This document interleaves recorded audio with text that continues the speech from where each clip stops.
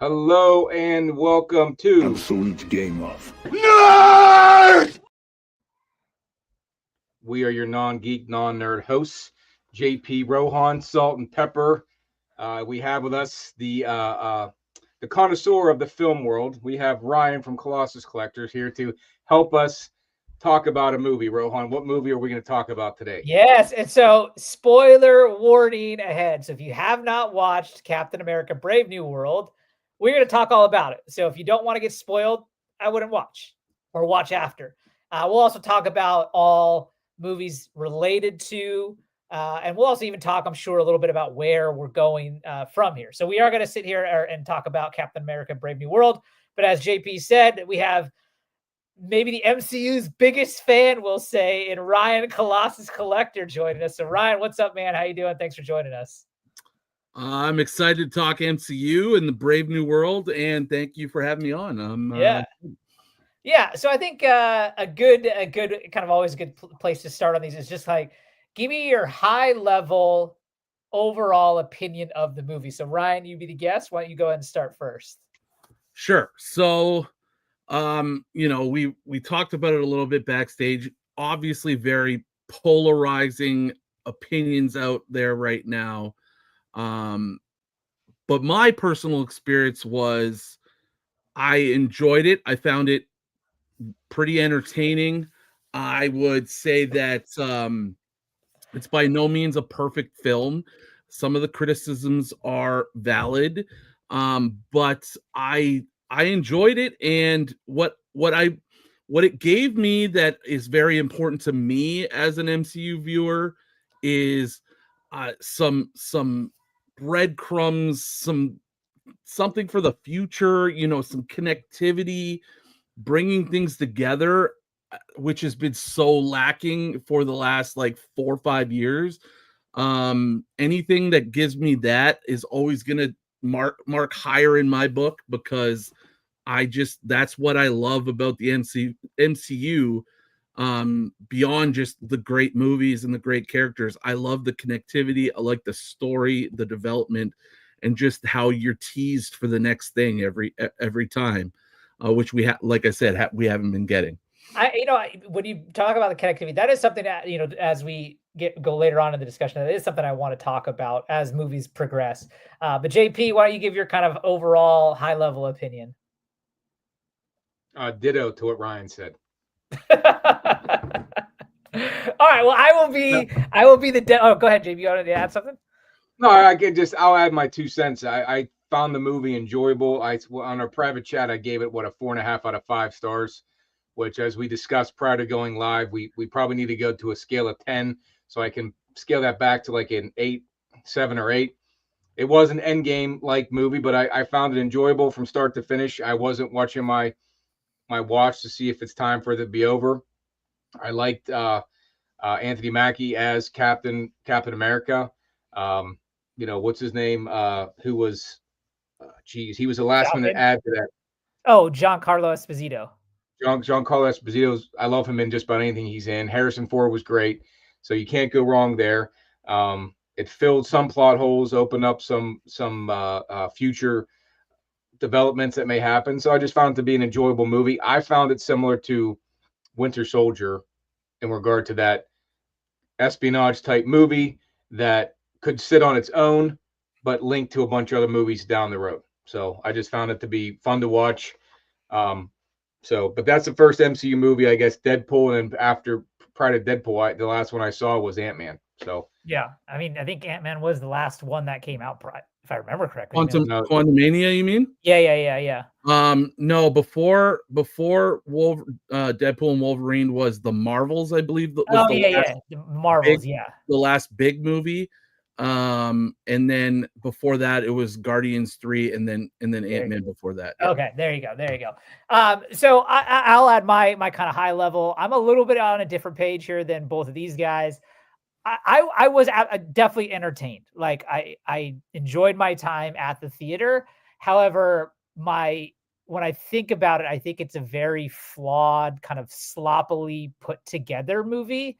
And, there's when you read a lot of things out there about like what people hate on this movie for. I don't necessarily agree with a lot of those. Like, for example, like I know a lot of people automatically hate on the movie because they don't like Anthony Mackie or Sam Wilson as Captain America. I have no issue with that. I actually enjoyed him as Captain America in this movie. I really enjoyed his fight scenes, how he used his wings in the fighting. I kind of actually wanted him to wear his suit more in some of the other fight scenes to kind of fully utilize it. I just thought like it was I wasn't as compelled. The motivations of the characters, things kind of just happened. And like, to me, it felt like you could definitely tell the movie had extensive reshoots and they like cut in here and use this old footage here and there. And I mean, JP, I completely agree with you. I love Giancarlo Esposito in everything I've seen him in, which, is, not like I've seen him in Breaking Bad and Mandalorian. Like he's phenomenal, but like, it's a perfect example. Like, he was clearly something that the studio was like, okay, we need to add a little bit more oomph to this movie. And so let's get him over here. And to me, it's like we wasted a brilliant actor in this role that he was only in 3 scenes and he only interacted with Sam Wilson. Right. And like, to me, which is because they did reshoots.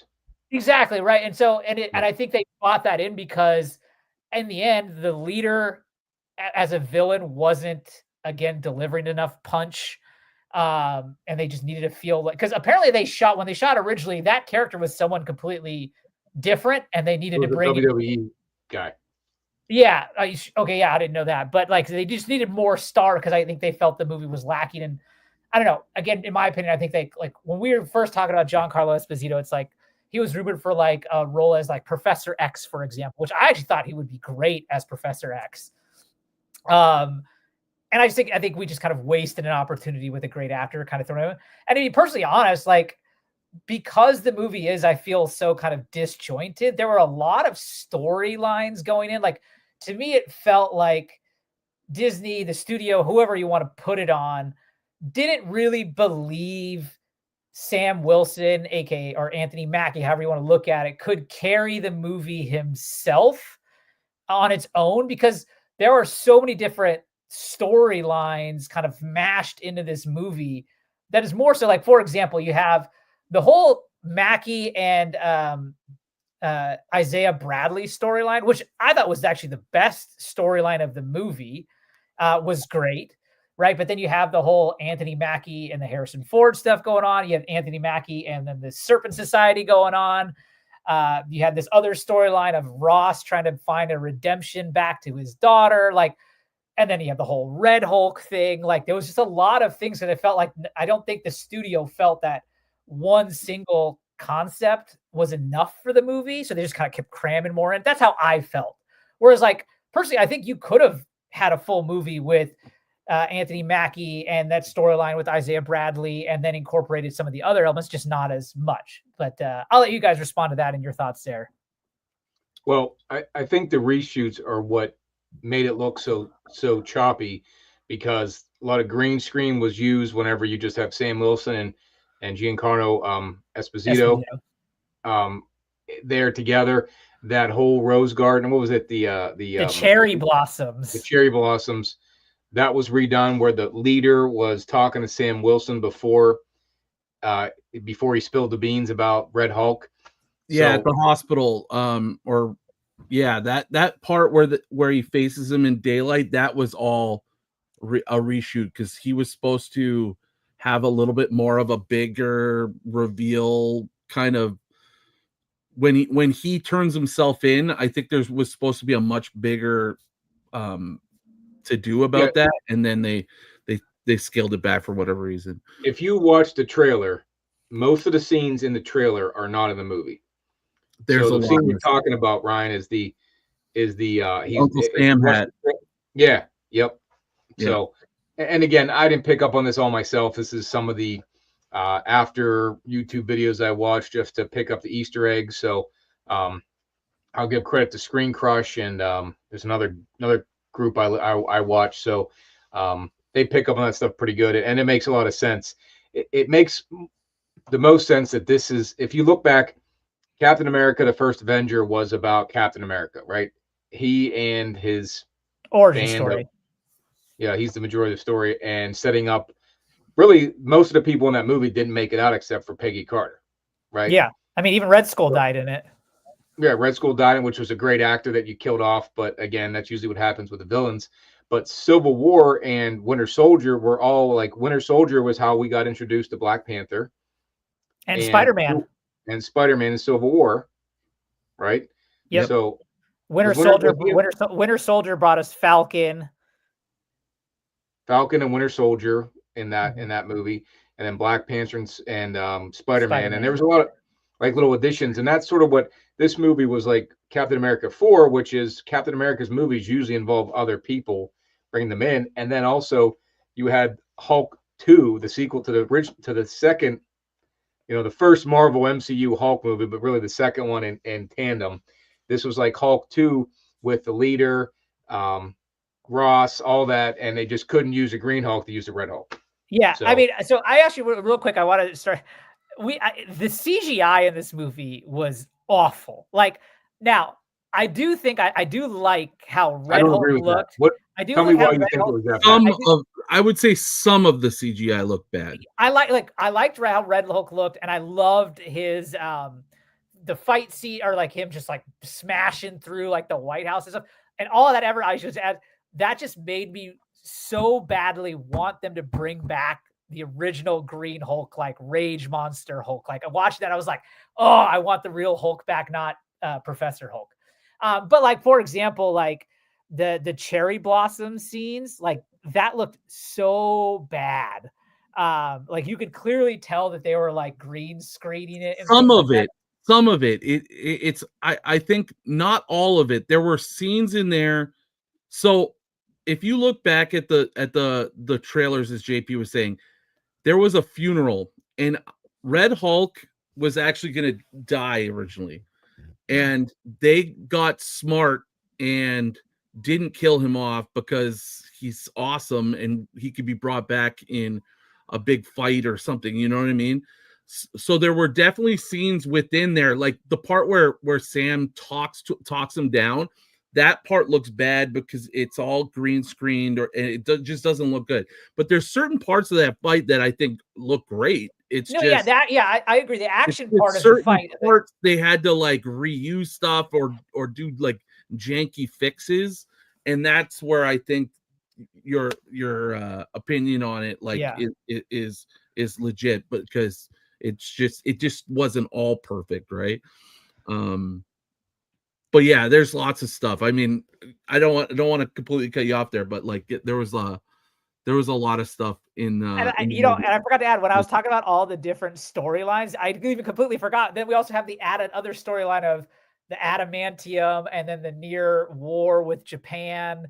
And I actually liked the fight scene with the Japanese fighter planes and things like that over the ocean. That was cool, and I like the concept of like the adamantium at the Celestial. Like that's cool. Like, but again, it's just like there was so many different things that I felt like they had to like. It almost was like Marvel was like, okay, we've got a lot of these loopholes. We just want to close up with this and help them open up the next line. And so I know, primarily though, I think the biggest flaw is like the writing is just not good. For example, like Thunderbolt Ross in this movie is using the leader to keep him alive. He's got these pills or whatever that's keeping him alive, and his sole purpose of staying alive is so that he can redeem himself in the eyes of his daughter, Betty Ross, played by Liv Tyler, right? But in doing so, he is selfishly imprisoning the leader beyond what he was promised, and using him for his own purposes. Again, like I said, the agreement was for him to get him to president, and then he would go free. He then kept him in to use at his own construction. So in his redemption arc for his daughter, who is mad at him for doing the same exact thing with the Hulk, he is still doing the same thing with the leader. And so it's like your daughter is going to see that and realize that you have not changed at all. You're doing the exact same thing. It's just not with the Hulk now, it's with the leader. Right. And so there was like all these things where like the writing kind of just like wrote themselves into corners and just like illogically just kept moving forward. And so that's kind of a lot of the issues. I mean, what do you guys think about that? Well, I would say with the writing, I don't disagree, but that's because of the way it's been cut back together and reshoots and stuff. It obviously it's not what it was originally written out to be. And that's probably because their first script wasn't good. But when you have to do this like piecemeal thing, it's gonna leave it feeling like that. I also just like to your point about there's lots going on. I kind of feel like that's also just part of the same, or that's it feels like that because of the same sort of like it just doesn't flow as well. Like I think like Spro makes a good point. Like the adamantium's there, but then they don't do like Do anything with it? Yeah, they don't do anything with it. But I think it does serve a purpose. It's creating this political conflict that is creating all this stress on Ross and the leaders using that to push him to the edge to become the Red Hulk. I just think, like to Spro's point, like if they just add in a little bit more of that adamantium, like have they already sort of harnessed some of it? Is it showing up in some weaponry? You know, it has Sidewinder got a hold of some stuff that he's using? Like they could have just made it a bigger part of the story, so it didn't just feel like oh yeah, there's adamantium there, and that's really all it is.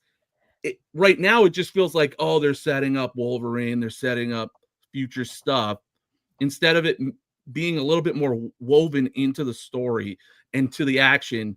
Like those are the kinds of things this movie's missing, but it's because it wasn't originally written in, and they just were like doing that reshoot piecemeal, trying to make something somewhat good out of something that obviously was very flawed to start with. Yeah, and I think, you know, again, I'll say the best thing about this movie was that, again, I got excited to go to an MCU movie, which is not something we've gotten to do.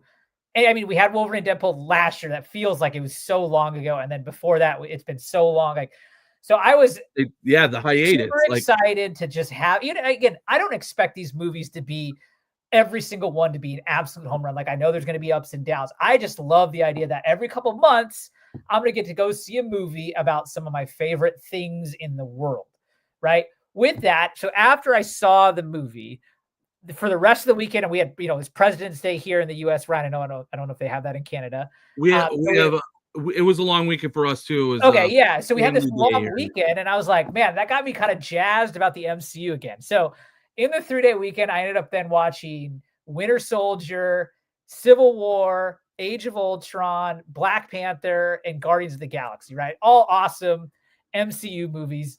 And one of the things I think that was really missing from this movie when I compare it to those, that why I thought this movie lacked a lot of heart, is because when you look at each one of those movies, either the kind of threat of a villain or the villain itself actually had kind of like a thread of justice or logic entwined in. So it made for a compelling villain because you can kind of see their side, right? You think about it in Winter Soldier, right? Cap was fighting against S.H.I.E.L.D. who wanted to like build those carriers to basically hold a gun to the world. And he talked about like, that's not freedom. Freedom is having the choice to make decisions, whether they may be bad, right? Civil War, right? You have the Sokovia Accords. Like, in essence, they make sense. You know why they're there, but then you also can see why Cap is fighting against them, right? In Black Panther, you have Killmonger who wants to actually help other people of color across the world,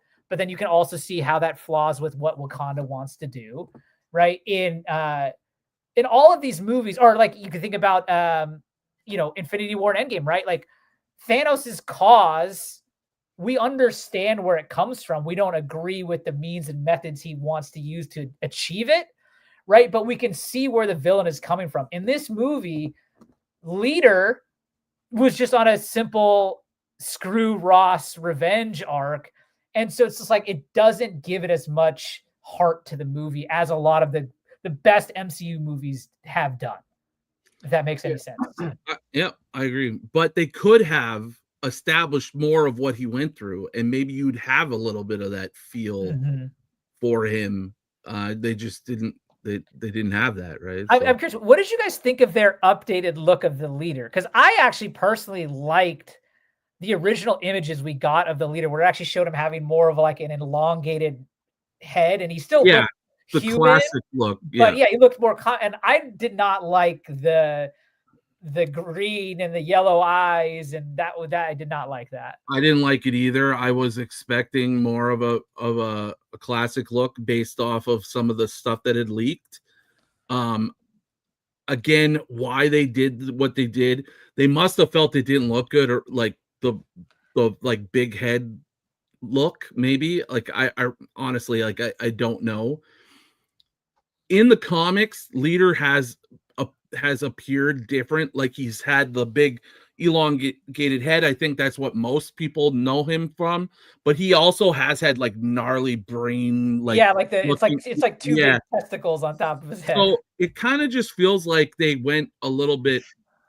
They didn't like what they had, and then they went with this. And I just think they should have worked on it a little longer. I hated that one eye was like fogged out, and then the other one wasn't. Like I would have liked to have just seen like two menacing like green eyes. Well, that's why I thought in the early scenes when they kind of showed him in the shadows, you kind of just saw like, I was like, oh, this is looking cool. And then when he came out, I was like, ew. I just wish they would. Yeah, I just think they could have done a much better job on that, spend more time, but maybe they ran out of time. Like maybe it was a late decision and they had to get this out. Like I honestly don't know what the deal was with that. Again, the thing that I could get through it is like he just like something crazy gnarly happened to his head. It looks like he's like deformed and gross. So I mean, I can buy it. I would have preferred something a little bit more. I agree here with Big Nas. They look like brains that look like blisters. Yeah. And I think, what you're saying, like, they ran out of time. I think one thing that set this movie up to be flawed was like, this, it seems like, is perhaps the last of the movies that Marvel made before they kind of like took a pause. Yeah, I wanted to we need to kind of go a different direction, right? Like production for this movie essentially began when the TV show Falcon and Winter Soldier finished, which is 3 years ago. I mean, this is like pre-COVID times and then pre the writer's strike time.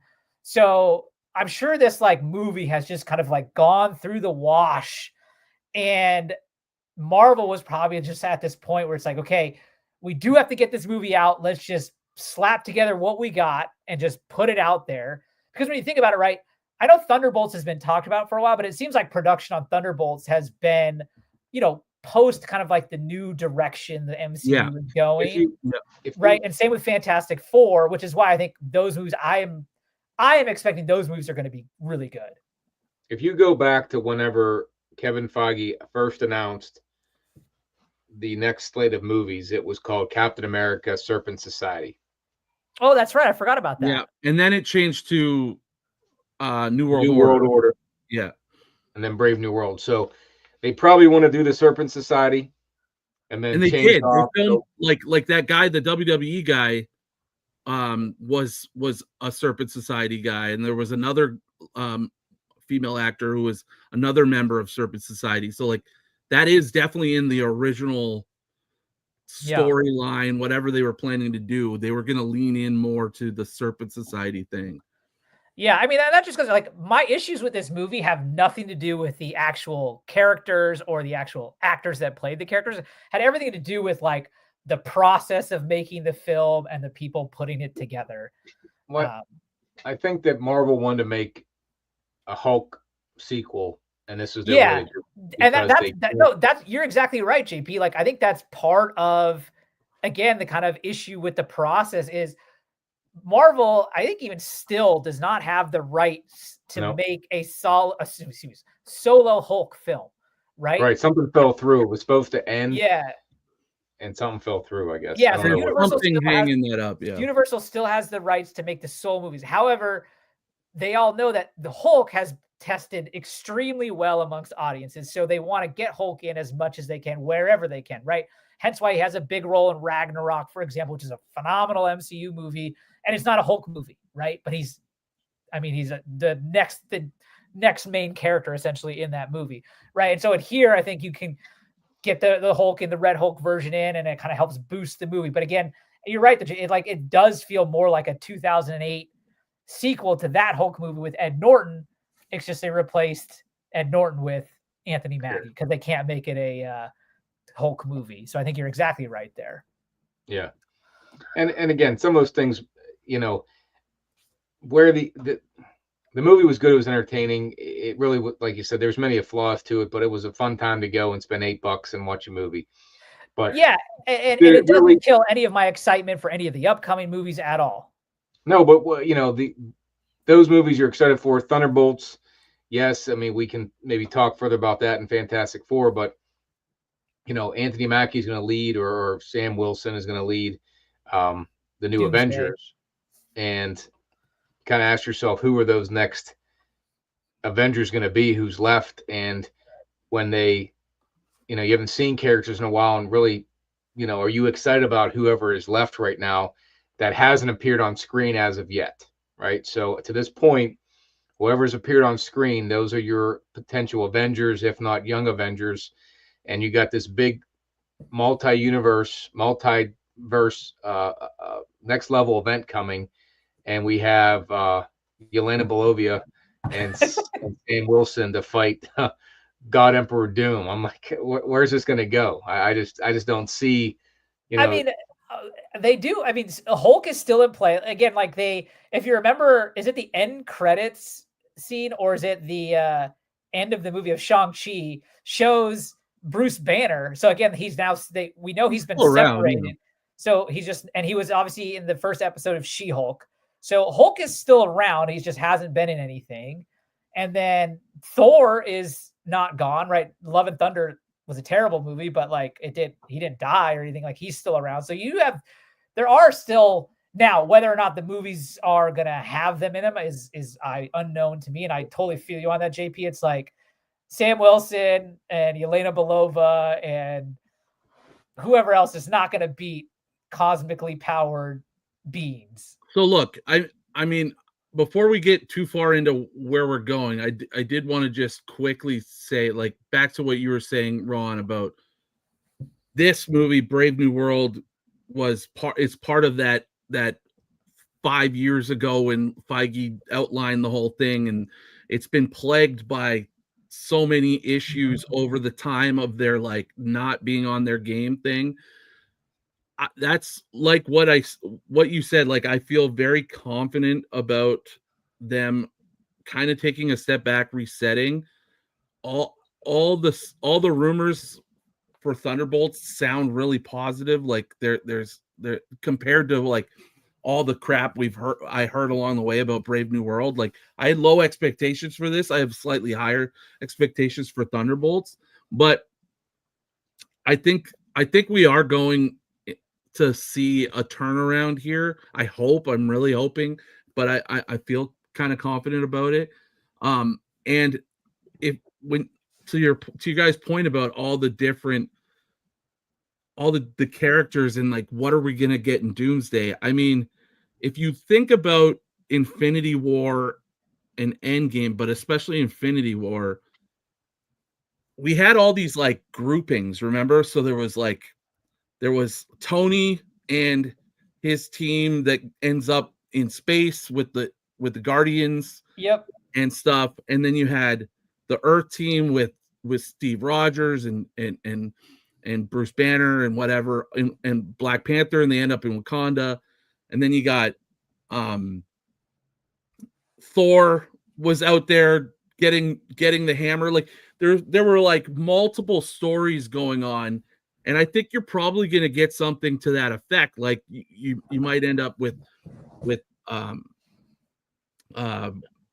Anthony Mackie, Captain America, putting together a team, and then you have Bucky over here with the Thunderbolts, or are they the Dark Avengers, or are they the new event, the Asterisk? We'll find out about what that means. But then you also got Doctor Strange and Clea in like going Yeah, now traversing the Doctor Strange is multiverse. still around. Yeah. And then you got Thor somewhere out in space, and you got the Guardians out, like the new Guardians with Adam Warlock and Rocket Raccoon and stuff. There's like, and then there's still Hulk and Shang-Chi and She-Hulk, and like there's so many characters, and and Fantastic Four. I think we're gonna have plenty of powerful characters, but I think Doomsday is gonna be Doom's gonna punch everybody in the mouth really hard, right? So yeah, and I imagine actually like Doomsday, my guess is gonna be a lot of these kind of like weaker, we'll say, Avengers, and Doom is gonna do exactly that. He's gonna whoop some ass. Or right? Yeah, like, or it's gonna be an incursion, and you're gonna get like and then it's gonna take X-Men versus Avengers, or you're gonna, you know. But I think like it's gonna then evolve to Secret Wars, which is then gonna be like more of the bigger, more powerful heroes that we know and love coming back to like, okay, this is what it's going to take to beat Doom, because I think the people that we're talking about are not going to beat Doom. Yeah, I will say, just I run one last point on what you started with, though. This movie, it felt very much like kind of what DC did when they announced James Gunn was taking over. So when James Gunn was taking over, they knew they were going to reboot the whole DCU. Right. And he had this vision. He gave that like video where he talked about the different movies and how everything's distributed. And it was like, got really people a lot of hype. It got me hyped. I thought it sounded great. But prior to his movies starting with Superman this fall, they had 3 movies that they had to get out because they were already made and they were kind of slack. They're like, we've made them. We got to throw them out there. Right. It was Batman and the Flash. It was Blue Beetle. Great movie. Great movie. Yeah. And it was Aquaman. And then you watch those movies like, this is the same old bullshit that we didn't like. And give me the James, but it's like, it seemed like, again, with this movie, they just like, it was from so long ago, they had to get it out there. They had it done, just put it out there. Now it's time to move on. And I do think I don't know how no one didn't like Batman and Flash. That was a great movie. Just a great movie. I didn't hate it. Again, like I didn't hate it. It's just, but I'm not a DC guy. Yeah. So and so I do think like when 2025 closes and we look back at the MCU, I think it's going to be like, man, Daredevil was awesome. Man, Thunderbolts was a lot of fun. And dude, Superman was awesome. They finally nailed it with Fantastic Four. I'm talking just for the MCU. I don't think any of us are going to think back. I don't think any of us are going to think back and be like, but also Brave New World was also something that slapped. I think we're going to literally forget about Brave New World because of the other stuff. And we're still not completely out of the woods because they still got to like throw out Ironheart on Disney Plus. Yeah. And like, there's still some stuff that's just like they got to get rid of, but Wonder we're Man. almost there. We're almost there. Yeah. So kind of on that note, moving forward, one kind of point I've been thinking about a lot, and we were kind of talking about it. What do you guys think? You know, you talked about connectivity earlier, Ryan, and obviously it worked so well with the Infinity Saga, right? How it all built up to that event. I am kind of, and I've expressed this to a number of people. I expressed this in our chat. I'm kind of at a point where like the spider web has gotten too big that I feel like we are now almost hindering movies from having to address everything prior, right? And so it's like, even in this movie, you had Thunderbolt Ross gave this speech and talked about the snap, and it's just like, I don't need every new movie to have some homage or address of the snap. Like, it happened, half the world universe went away, they're all back now. Like, let's just move forward. Yeah, but and like, it's like COVID. It's just a ugly thing in your past. I know, but I mean, like, we're in the movie world. Like, my point being is just that, like, they need to make movies again, though, where you don't need to see the original 34 to know what's going on in 35, right? Like, that's only going to kill momentum. Like, I'm more now is like, we can have these Fantastic Four franchise films. We can have X-Men films, and then we could do crossovers, but not, I personally, and maybe I'm the only one here, don't think that everything needs to be collected into one knit story. Like, for example, I'm super hyped for the Daredevil story show coming out. That does not need to at all tie in my opinion, to Secret Wars and Doomsday. Like, that could just be its own street level thing and be fully awesome. And it does not need to talk about the snap. Like, it just needs to be its own thing. I don't know. What do you guys think on that? I think you're gonna get that with Daredevil. Like, even back in the Netflix era, there were little nods sometimes to like the greater overall, like they are sharing the same universe, but like it didn't ever really like, Yeah. you know what I mean? So like I could see that happening with Daredevil. I just don't, I think it's going to be a pretty self-contained street level story. I think to your point about the future beyond, you know, where we're headed with just Secret Wars. I think into Secret Wars, which it will be the culminating, it'll be the end game. Obviously we're gonna still be paying a lot of homage, a lot of, you know, looking back at where we've been, because that it's not only gonna be a collection of the MCU, it's gonna be a collection of like Fox X-Men and the Spider-Mans again. Like they want to do that on a massive scale with Secret Wars. So I think we're headed to that. Because Well, we already know Monica Rambeau is in an X-Men Another World, End credit, yeah. you know what I mean? Like we know that they're gonna do that.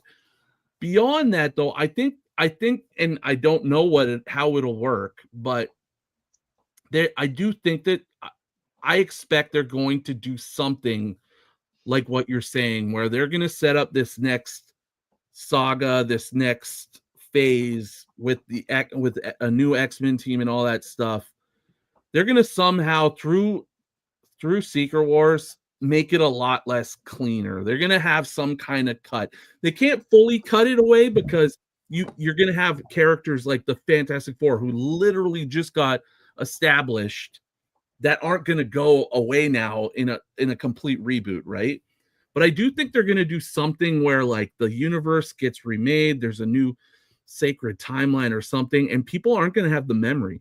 I think it's almost going to be like a reset, but with some characters that are still in the like from the MCU past, but then with a whole new like X-Men and then they can recast certain characters like Iron Man and stuff like that again too. Yeah, and I let me kind of further address my thoughts on the connectivity thing. It's not that I don't think the movie should be connected. I don't think that, my point is like everything doesn't need to fit in. Like I think after Secret Wars, what would be really cool is if they had kind of multiple kind of avenues of, for example, like you have Fantastic Four, right? They can go down that kind of cosmic path and explore that whole thing. And then there's connected tissue for all the cosmic themed movies, right? X-Men, you have a whole mutant saga. I mean, there's mountains of storylines and things there. That can be its own connective storyline moving forward, right? Daredevil, you know, he and those guys, they have their whole street level thing, right? You've got Ghost Rider and people talk about like Midnight Suns. You can do the whole horror side of things, right? And what's fun is that in the comics, at least, Spider-Man is kind of the guy that kind of goes between all of them. And he could be your guy that kind of crosses everything over, you know, lets you know that there is still a bigger picture. And sure, you could definitely do some crossovers and you know, another big multi-picture kind of thing. But I just do think that like we do need to kind of branch off a little bit in some different directions to kind of help keep it fresh. Yeah, I don't. Go ahead, JP. If you were going to say something. I think that sounds fun. It might. That was the old MCU that we grew up with in the 2000s. That was not connected, but the same universe. Whereas it was so cool to see them all connected to those 22, now 30 movies, and for them to put all together for Endgame is going to be hard to replicate. But you know, we're moving to that point. But when we got close to Endgame, we had Civil War, we had Ragnarok, we had Black Panther, Infinity War, and then Endgame. So like you went to like banging movies going into it. Like you had a lot of momentum. You don't have that right now. Like you're going to have Fantastic Four that's going to have momentum more than likely. Thunderbolts. What else after that? What comes before Secret Wars or Doomsday? Is Doomsday the next movie after? Doomsday is the next movie after FF. Yeah. Yeah. Okay. So I mean, you're not going to have a whole lot of momentum except for FF, and it's got to hit hard because you had the introduction of Black Panther that we never had in the movies before. You had like essentially a World War Hulk movie, which was Ragnarok, which they're going to probably redo a World War Hulk down the road.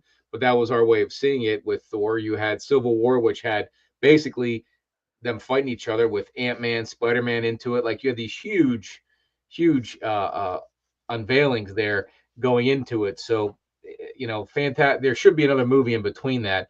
And all it is going to be TV series that aren't going to really hit hard. Yeah, the TV series they don't do But it. if you think about it, like, I'm not saying it's going to be quite as big of a runway as that was, but if Thunderbolts hits, then you get Fantastic Four, and Fantastic Four is really going to kick things up.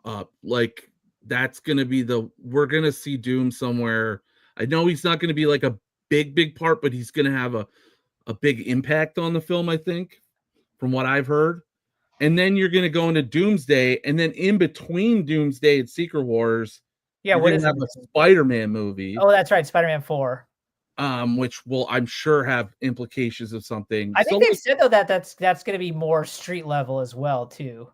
Yeah, but how do you do a street level story? How do you do a street level story with Spider-Man in between Doomsday and I don't know. I don't know. It doesn't make sense to me. That like I heard they want to go multiverse like they did with the Spider-Verse movies to try to introduce Miles Morales. Yeah, I did anything with Miles Morales is going to be after the fact, and it may not even be MCU. It might be Sony, but I think anything street level that they want to do is going to happen after Secret Wars. In between Secret Wars and Doomsday, it's got to be all about what's happening with that. Like, I agree. I just want to say real quick, Richard's exactly right though. Like, no matter what, like if they make a quality film, it'll all work. That's the most important for sure. 100%. One thing I wonder about like, you don't have any. We know this is a multiverse storyline, but besides the incursion we saw in Doctor Strange, which we haven't freaking seen again since that time, we haven't seen Hercules come back. Like he'd have been a big character. We haven't seen the kid at the end of Eternals either. There's a ton of loose ends right now. There's a ton. The Black Knight, you haven't seen him yet. Yeah, you didn't see the Shang-Chi is also unknown.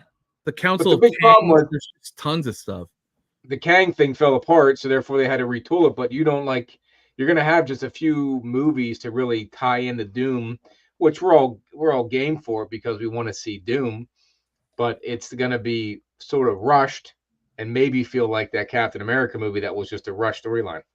So there's rumors right now that they're trying to recast or bring back Kang in some capacity. They want to tie a bow on that. Which I think they did with Loki. They did, but they didn't. They didn't. Yeah. I guess you can explain that like Loki's got control of the timelines, and there's another character that somehow is going to come into play too. But then like I don't know. There's that Council of Kangs. Yeah, that end credit scene. From Quantumania. I could see a scenario where you get Doom, maybe like in the end post credit scene of Fantastic Four or something, where he has some dialogue or something. Maybe he goes through a portal, or maybe he's already there at the Council of Kangs, and then you open Doomsday, kind of like how you open Infinity War, where Thor's ship's already been completely attacked and destroyed. Everything's in ruin. Could you not see another opening scene where Doom's walking over the bodies of Kangs, and he's somehow done something to eliminate Kang, and he kills the last Kang, and then you reveal Dr. Doom or something like that? Yeah, like, that'd be dope. Cool. Come on, they've talked about bringing him back so that Doom can end the Kang storyline. So that's that would be sick. Like that opening scene, essentially what you saw in Infinity War, but it's the Kang. That would be sick. Yeah. So like and when you start to think about stuff like that, you're like, tell me that doesn't jazz I you mean, up. and, Like, and the other thing too is like what's exciting is what Richard brought up. Like the Russo brothers are who's doing Doomsday and who's doing Secret Wars. And like those guys have not missed. I mean, in my opinion, they have the top 4 MCU movies with Winter Soldier, Civil War, Infinity War, and Endgame. Like those are all 4 of their movies. Like, so I definitely have a lot of confidence in those guys and what they're going to do. I'm obviously like trying to figure out where it is and what it's coming. And I mean, the Russos weren't coming back until this idea. They like with McFeely, they came up with some idea and they got so excited that they're like, everybody's coming back. Like, I gotta think that that's pretty awesome. Let's hope, and we'll see. Spro isn't buying my can. Yeah, he's Doom ain't clean. How do you know, man? Like Doom might have some like crazy power that he's acquired from traversing the multiverse. Like, who's to say he doesn't steal the ultimate nullifier from Galactus in Fantastic Four or something, and then he travels to the Council of Kangs? Like, I don't know. Like, there's just so many cool things that could happen. Well, one of the things they did to get on this, I forgot to mention this earlier, but as I watched Screen Crush and Emergency Awesome is the name of the other. Yeah, that's what I like, JP. I like Emergency Awesome. So I like Dan Nerd. Dan Nerd. I think that's who I will. He goes on though. That guy, like, there's no one else on. He just talks for like an hour and a half. Yeah, so he's got 2 channels. He's got a streaming channel, and then he's got his like clips channel. And so his clips are more like short form videos where he takes stuff from his streams, or he just does straight up videos talking about stuff. But he's got really cool theories and ideas, and he's pretty plugged in. I like it's like watching Joe Rogan. He did a video that he titled it like I Fixed Brave New World, and he just added like 5 things I would do to like fix Brave New World, and they were all like pretty cool ideas. Did you guys see, speaking of this kind of thing and Kang, I saw it was like an Instagram post of like one of those those feeds like Legacy of Nerd or Marvel Geek First or whatever, that gives us like the MCU news as on Instagram. They had like a theory story of like, because we've all heard like, you could make a show of like at the end of Endgame when Cap takes all the Infinity Stones takes them back.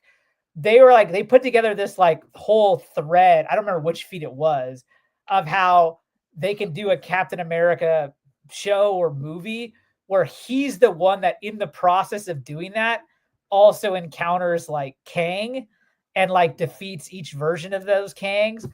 Again, I'm doing a horrible job explaining it, but it was a really cool concept. And so there is something there too. Like, yes, these guys do come up with some pretty cool theories of where this could go. So it is fun to watch them.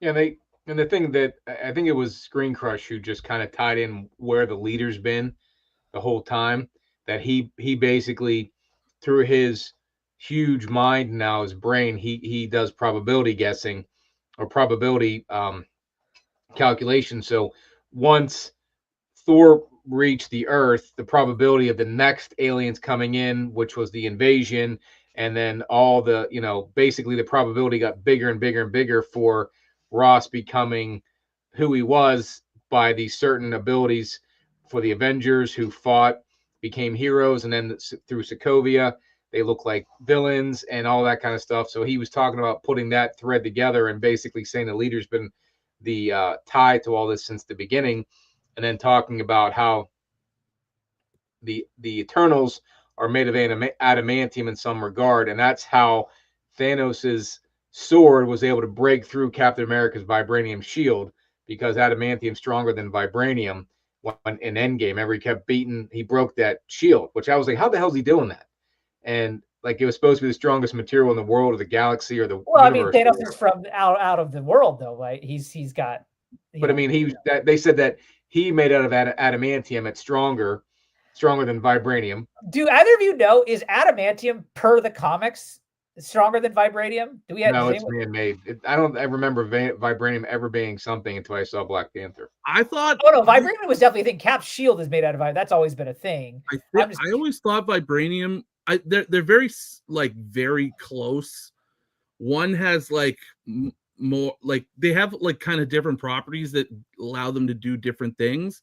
But I always kind of thought vibranium was slightly more durable, but I could be wrong on yeah. that. My only point with you is when like they have that scene in the movie where Ross is like, adamantium is better than vibranium by this, and this. I was like, I don't think it was.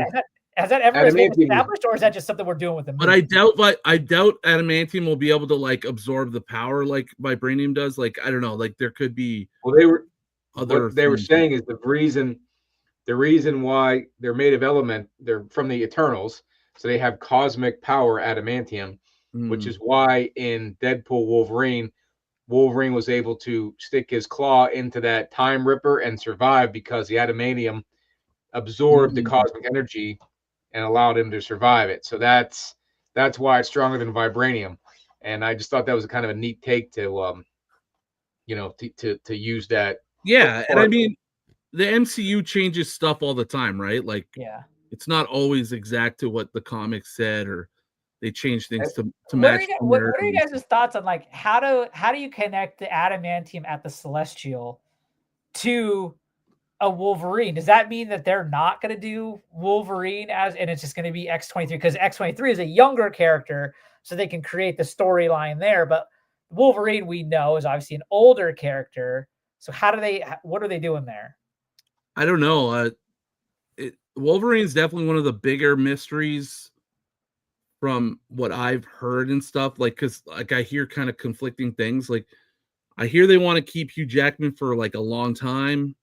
But it also sounds like they just want to keep him in Deadpool to do those kind of movies. But maybe he's just like again, like he could be left over from a previous world, or his world gets destroyed, or you know what I mean? Like, and then like you could end up being like he's kind of like the old man Logan, and then there's like an actual variant of Wolverine who's the real Wolverine in this new MCU after.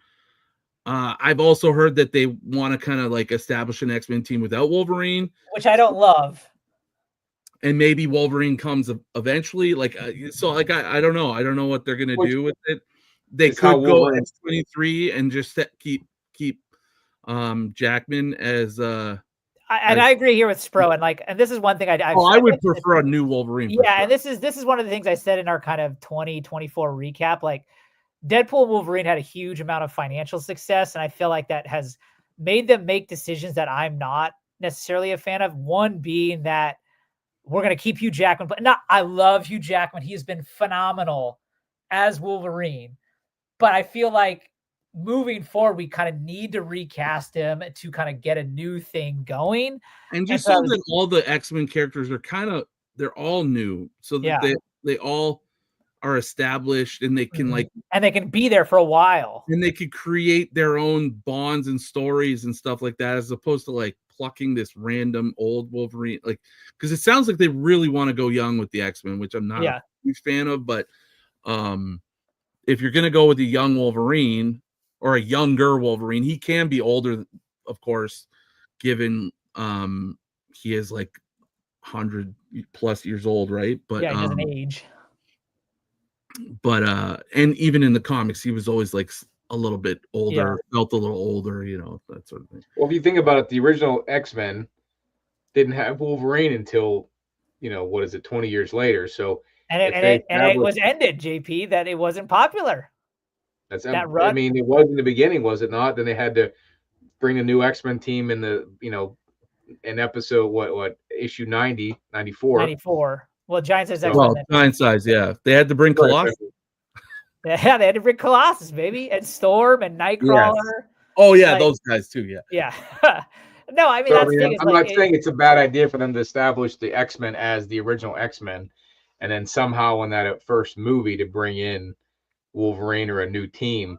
I mean, even from what we've seen, like they're definitely going beyond the original 5. Like it sounds like there's gonna be a Gambit, there's gonna be a Rogue, there's definitely gonna be a Storm.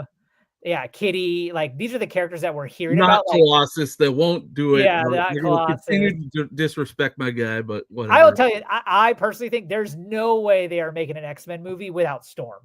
Like, No. Storm, in my There's opinion, is certain going characters to they be. will just not like Cyclops, Storm, again Wolverine, but I could see them doing something adjacent with Wolverine. Separate with Wolverine. Then he comes eventually, but yeah, Storm and Cyclops for sure. Yeah. And if you have Cyclops, you can have Jean. Yeah. And I think Cyclops, Storm, Jean are essentially probably non-negotiable. I mean, and Professor X, obviously. From Beast. there, right? Well, Beast, even in the comics, right? The Beast is kind of also bounced around. Like Beast was in the Avengers, and then he was in the Defender or Invaders, Defender. I can't remember which one. I don't think so. Yeah, he was in one of. He was either like it was a Defender or an Invader. I can't remember which. Yeah, one. I can't remember which one. Because he left when they did the whole X Factor thing, and the X Factor, and then he came back. So like Beast has been around the block, but like Cyclops, Jean Grey, Storm, I feel like are non-negotiable. I know, I guess, but we do know Beast is going to be it, right? They've already put him in that end credits to the Marvels. Miss Marvel's going to be a mutant, so. But I think that I hope they don't shoehorn her in, man. Yeah, I think they've already talked about her being in the Young Avengers, which is supposed to be a show, which is with all those. Yeah, I could not. Again, there's another thing that like if you could clip that for me. It just feels like you're wasting a slot for something much cooler. Yeah, I mean, again, all those characters, like, again, maybe they make it a show or something, though. You know, I don't know. Yeah, it's just. Well, let me ask you a question. Do you want these in TV format, or do you want to save that for like the Halloween special or like street level characters X-Men, on JP, TV? or what are you talking about? I'm just saying, like, do we need to have these TV shows? You know, that you were saying, you guys were just mentioning the shows themselves, like smaller scale. Like, I want a big movie with all this kind of stuff. I don't want. Street level characters can be on the TV. It's just not. Yeah, it just waters it down when you have too much going on. TV is an excellent opportunity to explore characters, or the spotlights to explore characters you're just not going to put in a movie. I think though we have enough. Not going to give a movie, you know. I think we have enough evidence though to show that like the Disney team with Kevin Feige and those guys, they don't seem to have the bandwidth to do both movies and shows. And so that's why I actually like what DC is doing on this front. Like the DCU or DC Studios is going to be focusing on the films, and like they're going to have a hand, but it seems like they're allowing HBO to kind of run a lot of the like shows. Like Lanterns, for example, is going to be on HBO. Creature Commandos was on HBO. That's where Warner Brothers puts shows anyway. No, I understand. I'm just saying, like, James Gunn is more focused on the films and obviously the overall picture, and like that other, you know, HBO or Max or whatever you want to call it now is going to help develop on the show side of the stream. So, like, my opinion, like, it'd be cool if like the Feige and his group focus on the movies, and then I don't know, hand it off the show side of the MCU to Netflix or something like that. Just get good showrunners and don't have to be so you're not that spread thin. You know, yeah, like, even Feige has admitted like he's been spread too thin across all of this. So they just need you don't have to have 7 shows either. Like, you can do 1 to 2 shows a year, but just put somebody good on it that knows TV, you know, and then like it could have loose connections to the MCU, but it doesn't have to be grand connectivity, you know. I think there's a way to have good TV and it not be poor quality or stretch Kevin Feige thin or anything. Yeah. What are you saying, JP? I just was gonna get at like the unfortunate part about, you know, somebody like Black Panther who was introduced in the movies, right? Big movie. Second movie kind of fell off. Namor, another one we forgot to mention that should be in here. But again, these are like Golden Age, Bronze Age, Silver Age characters, which they're in and out, unfortunately, for reasons with the passing of the actor who played Black Panther. Just it's unfortunate, but like you get Wonder Man on screen. I don't know how many Wonder Man fans there are, but it's only going to last 5 or 6 episodes and they're gone. It's like, tells me that's going to be a sneaky good show though, because like literally no one's talking about that. Yeah, I mean, but it could be a good show, but it Black Panther, like the character you want to see for how long, how many people want to see that character, how many people want to see Iron Man done the right way. You finally got him. You got him for like 22 movies or whatnot, with a great arc and a great end, and like that character like is forever, he's gone, in a sense, but it was a monumental role, or let's say, whereas Black Panther wasn't that big a role, so it doesn't have the effect on you as a person who was into collecting for that particular character, like Colossus. Has there ever been a good Colossus on screen? Like you're kind of waiting for that big Deadpool. Colossus to carry a movie, and it may not happen. I'm not expecting a carry movie. I just want him to be on the team. Like, yeah, I mean, I think the point you raise is good, JP. Like, I think when the MCU had the phase 1 to 3 success, they kind of got into this like mindset of like everything we put out is gold, right? And so we're going to make all these different shows and movies with any of these characters that we have in the Marvel universe. And the thing is like there are literally thousands of characters in the Marvel universe, but only a select few of them, when you really boil it down, have enough meat on the bone to carry franchises, right? Mm-hmm. Spider-Man, Fantastic Four, the Avengers, X-Men, right? These are like the tentpole characters, right? And that's why when the movies come out for them and the characters associated with them, people get super excited, right? But like when we talk about Wonder Man, it could be a great show, but it's not going to motivate a non-hardcore Marvel fan to watch it. Like people are just going to skip over. That's why it has to be friggin' good. Like really good, so that it gets that buzz. Because I mean, any show that isn't a built-in IP or a well-known IP is only gonna get eyeballs if it's good. But I mean, like even with that, like take Agatha for instance. I didn't watch Agatha, but from what I understand, it was a good show. It has created zero buzz. Like Agatha ended, and no one talks about it anymore. But it's also I don't think it was that good. It probably wasn't. It was okay. It was like it's a fine watch. So that's one. It wasn't like Penguin where everybody's talking about Penguin. You know what I mean? Like, and it was really, really good.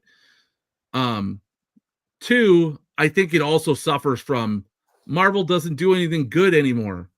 So it's just it suffers from that too. Yeah. So Richard, I do want to address this. You're saying that I would have never thought. Yeah, I agree.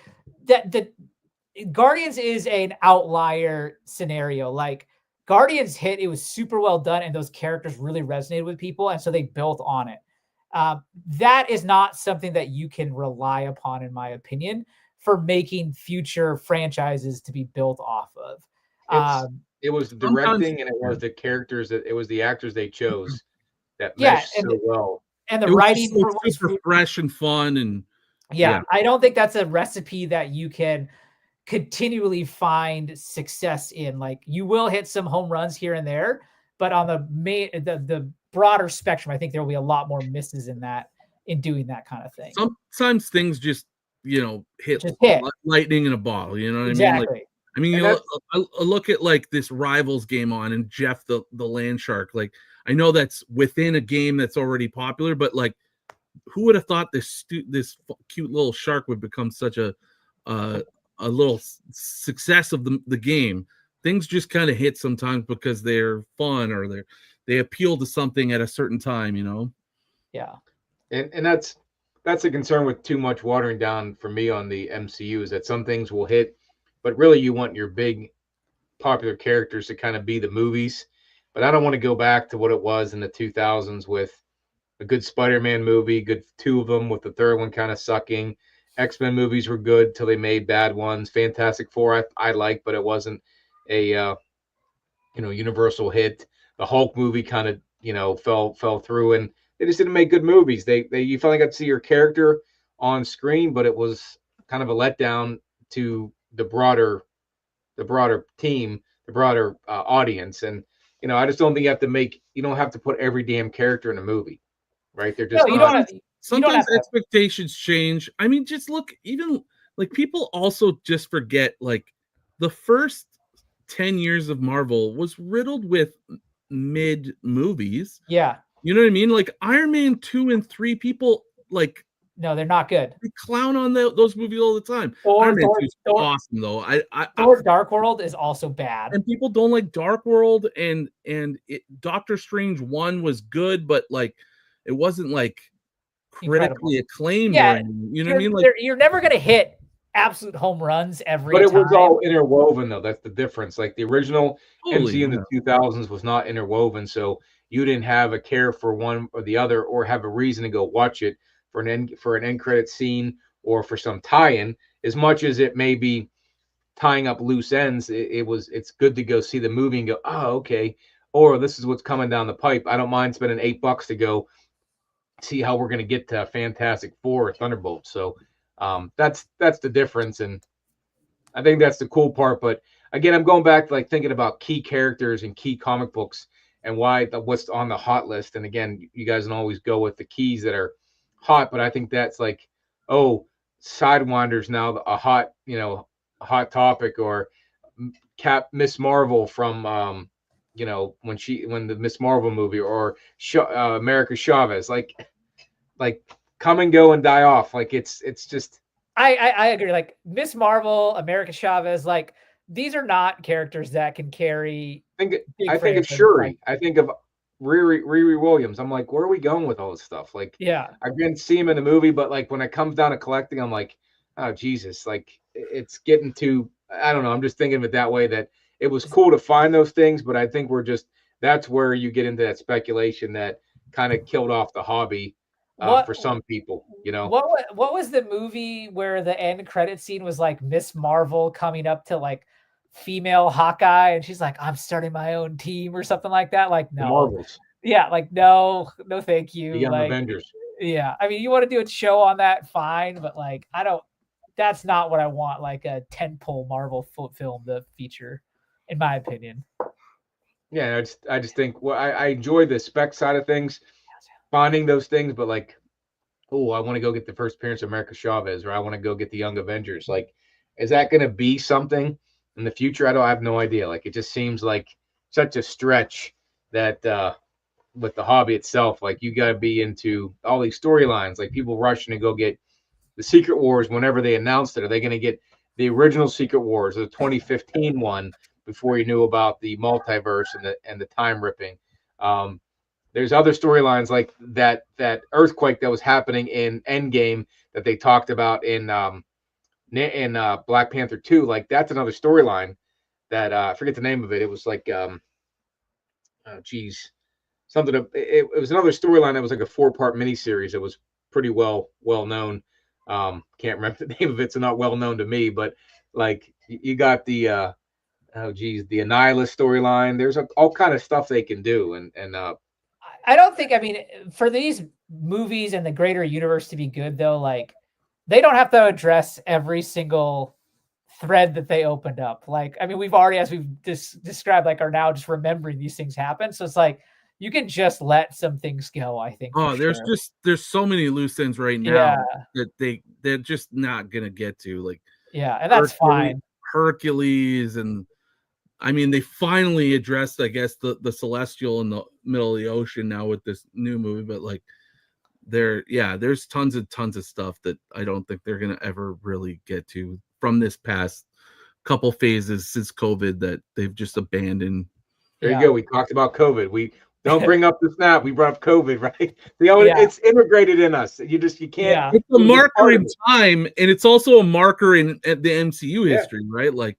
Yeah, that's why the snap will always be brought up. Endgame came, and then COVID came, and then everything since has been up and down. Which is just to bring up another point is that whenever they made the Winter Soldier, Falcon and Winter Soldier show, it was supposed to be about a pandemic. Well, that kind of also that bringing it back to Brave New World, that also kind of happened. There were some things that they changed politically because of the stuff going on in the U.S. with Trump and stuff, and like.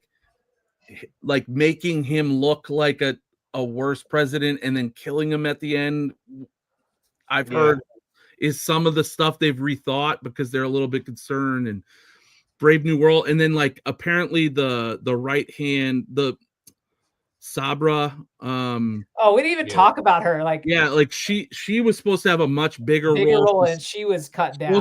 She was supposed to basically be a super soldier or a mutant, actually, potentially. I don't know.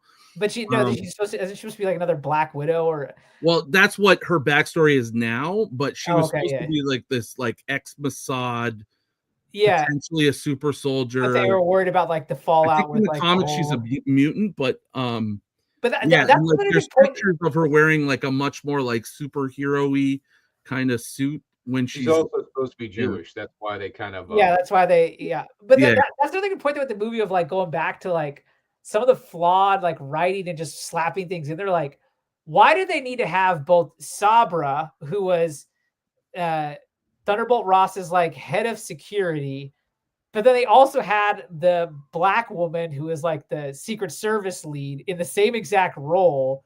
Like, I was just like, what are we doing here? Like, they needed someone that they could say that Anthony Mackie had on the inside. So that's why they made it a Black girl in that position. It's like, he couldn't have just been friends with Sabra. Like, it was just like unnecessary. Again, I just think it was probably something different, right? She probably had some kind of other role or some other story, and they really cut back on her because of like I think the whole Mossad, the Israel Palestine. Yeah, we don't need to get into that whole. That's I'm just saying, like, these are all these like I feel I get these sensitivities that I think made them rethink the story and like change things a lot. That's why they need to go cosmic, and they don't have to worry about that kind of stuff when they go cosmic. The politics of it, just go cosmic, baby. Yeah, intergalactic politics be damned. Yeah, but I mean, the movie was basically riddled with all kind of stuff that made it. Luckily, it got to the screen. Good movie, overall entertaining. It closed some plot holes. It opened up some new ones, But overall, we're canceled. We're canceled, or the movie's canceled. Which one? We're canceled. Oh yeah, we tried that earlier in our career, getting canceled almost. One of our first episodes, but I don't know. I think I'm excited for where the MCU is going. But again, I think that it's getting spread out, and there really needs to only be so many big characters that can, I'm looking at the collecting side, and I just was talking about the keys that people pick up, and I was thinking about that today, of how many of these things are going to end up on the hot list, and I'm like, Jesus, like, I won't even be able to keep up anymore, and it's not worth it, because in the end they just kill off the character, they never get used to their full potential, and then and then nobody's falling for that hot list shit. Yeah, anymore. No, that's all old. Let's finish up. Let's kind of wind this down, but like with one last thought here. So the original movies that kind of went up through Endgame, right? You kind of had Iron Man as your kind of main focal point that kind of was the through line. Iron Man now is theoretically dead. Obviously, with comics, you can bring everyone back. Who do you see as filling that role of Iron Man from now moving forward? Reed Richards. That would be my answer, is Reed Richards. I think he's obviously going to play like a pivotal role, and it would make sense because Doom's the bad guy. I just don't know if it, like, we're thinking of it like with the lens of the previous saga, and they can do something completely different. Yeah, like there might not be like like the one pivotal guy, like just like it might be several pivotal characters, I don't know. I just don't think there is an Iron Man established right maybe now. Not. Yeah, I do want to address this. We did talk about this. Great Doggy 8 is exactly right. That end credit scene in Captain America: Brave New World was borderline insulting, right? We waited like 15 minutes for the leader to tell us that there's a multiverse of characters coming. The fuck have we been doing these last 9 movies? We know that. Like, how is that the end credits scene? Why did we wait 15 minutes for that? Anthony Mackie would have been like, no fucking shit. He should Yeah, have said exactly. If it was like a comedic kind of tour, like, hello, like, yeah, that would have been fucking great. No, I hate like there's nothing that I hate more than when I sit through that whole thing and they do like the shawarma. The shawarma gig is done. But the shawarma Like, gig is good because they did it after the Thanos thing. yeah, and it was okay. Granted, they already gave you something, so yes, you're right. And it was like the first time, but they've done that so many times now, and it's the only thing we get, and it pisses me off. Yeah, it shouldn't be the only thing. I agree there. I don't want to wait for a friggin' gag button on the end. Like, Yeah, I mean, like there's Wolverine and Deadpool, like the end credit scene was Cap cussing. Like, I was like, I man, mean, and that was hilarious, but honestly, but I like, wanted more. I wanted I something with want the. I want a tease. I want something I could sink my teeth into. I want Thanos. Exactly. And Yeah. honestly, in the background I doing totally agree. I mean, at the very least, it had some kind of foreshadowing compared to a comedy button, but I like he should have even just said like Doom, and it might have just hit better. You know what I mean? Like, we already know there's other worlds of stuff, and I mean, maybe we got to put on our like, I've never read a comic book or listened to a Marvel video in my life hat and be like, maybe not everybody knows that, but it was pretty weak. Like, just give us some kind, like, this guy has all the answers. Like, give us like, he's coming. Doom is coming. And we would have all been like, when you do an end credit scene, it also doesn't have to include the characters we just watched in the movie. No, right? It could have been it could have been a shadow of Doom, like or something. You remember? Was it the end of Hulk or was it the end of Iron Man, where the end credit scene was them finding Thor's hammer in the ground? Yeah, and like something like that. They could have done something for Thunderbolts. It could have been some tease or like the initial thing that's going to kick off Thunderbolts. It could have been Sentry getting like the injected with serum, or like, I don't know, like whatever that, however they're gonna make him Sentry. They could have done something with Sentry. They could have just done something cooler than that. But 100%. Yeah. And they should have given us two. They should have given us the raft thing, and it should have said Doom, and then they should have given us something for Thunderbolts. They like, I don't know why they're not giving us shit. It's so frustrating. I would have loved to see the Sentry in that post-credit scene with him in the raft getting the serum. Would have been cool as hell, in my opinion. Because is that the storyline for Sentry? I know nothing about the Sentry. I don't know if it's serum or if it's some other process. It is. It's essentially everybody in the MCU that achieved powers got the Captain America serum. The Hulk is supposed to have the serum, but it brings out all your attributes. No, the Hulk is gamma radiation. It's gamma with the serum is what it goes back to. So it's gamma with the serum. Bruce Banner was trying to create like a serum with gamma radiation, which is what, and then it blew up and turned him into the Hulk. It was the gamma that the serum and the gamma turned him into the Hulk, and then Abomination used the serum and some of Hulk's blood. So it's all about the serum, and so is Sentry. So the only thing I don't like about the whole thing is that everyone's getting a serum and everyone acts differently. Like John Walker he's not, Did he take the serum? Yeah, he took the serum. Abomination he became the new Cap, right? In Falcon and Winter Soldier. Yeah, and then at the end he was US agent. Okay, so how does somebody the Sentry get the power of 1,000 suns by taking the Captain America serum? Well, I don't think he's taking the Captain American serum.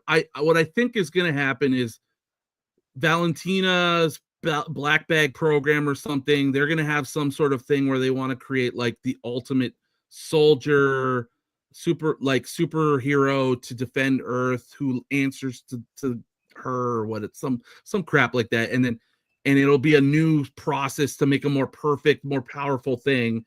But in the process, they corrupt him, and he also then has this second side of the void, right? And that's gonna come out at some point in the movie because of some trigger thing, you know. The Sentry storyline is that he broke into, or found, he was a drug addict that broke into a scientific lab and found the secret soldier serum and drank it. Oh, okay. whatever Something it tells was. me that won't be exactly what happens with this, but I think he's probably going to be like a weapon that Oh, they I agree with made. that. I'm just saying, like, again, this is all fantasy and dumb shit, but like, how does one guy take a serum and become Captain America, like pretty damn strong and live forever? Then one guy becomes the Hulk. One guy's the Sentry and can rip apart anything. He's like the most powerful being in the MCU universe, and he creates this void, which is his alternate personality that kills everything. Like, I'm like, how did this serum vary that much? They keep improving upon Science, it, baby, man. Like so like Cap's serum, that was a breakthrough. It dies with the professor in when he gets killed, right? Back in the 40s or the 30s, in the first Avenger. So then they have to develop a new thing. They, I guess, somehow develop one later on, which they give to John Walker, but John Walker doesn't turn out. Maybe they have second thoughts about the efficacy of it. So maybe now they're like, okay, we need something better, something Well, stronger. also, did either of you guys watch the Secret Invasion show, which was terrible? Oh, yeah. That was. Do you remember, though, like, that part of that was that Nick Fury, after the end battle at Endgame, that he had the Skrulls go and, like, clean up this site, and they collected blood from all the superheroes that fought at the Endgame battle. And he had, like, basically, like, used that to develop, so maybe that has something to do with, I don't know. Again, I don't know crap about the Sentry. So let's hope they just erase that whole show from memory and never it's bring terrible. it back up, because it's so bad. That's a loose end that should be like burnt and like fired into the sun and just never. Yeah, it's real bad. But yeah, I think that's a good wrapping point. If anyone's got any final thoughts, otherwise, go see it. Spend $8. You'll have fun. Yeah, I mean, it's you'd be entertained. Marvel. Yeah, I mean, we want these movies to keep getting made, so like they're not all going to be hits, but no, agree. Go in with low tempered expectations and just look for something. Have fun for 2 hours. That's it. Before we go, Ryan, do you want to talk about anything you got coming up on your channel or anything? I got a video coming out on Friday, and that's about it for now. That's planned. Yep, and Richard is right. Lobo still sucks. Does not. Wait till that comes out, buddy. Oscar-winning show. All right. I want to see it. I want to see Momoa as Lobo. Oh, I mean, I'm going to go see the movies, whatever he's in. There's no doubt about that. So Lanterns is actually the thing I'm most excited to see. Lantern sounds sick. Lantern sounds I really like the guy who's going to play Stewart. The guy from Rebel Ridge. Yeah. Yeah, he seems like perfectly that movie cast. was sick. So yeah. All right, JP. Well, I ain't hating DC all the time. Yeah. Superman though looks sus. I'm just gonna say. You're gonna go see it though, still, Ryan, and you're gonna have. We'll see. You're gonna have a good mind. You're not gonna go in just automatic hater mode. I'm gonna wait and see what everybody says, and then I'll make a decision on whether I see it. All right, JP, you want to take us out? Thanks all to who have joined us in the comments and chatted with us. Yep. Always believe in yourself and go see the movie. Spend $8 or whatever your inflated movie ticket price is in your area. $20 in Canada. Yeah, I think it's like 22 for it because I saw it in IMAX. Oh, well, that's different. Yeah. All right. See y'all. Peace out. Peace.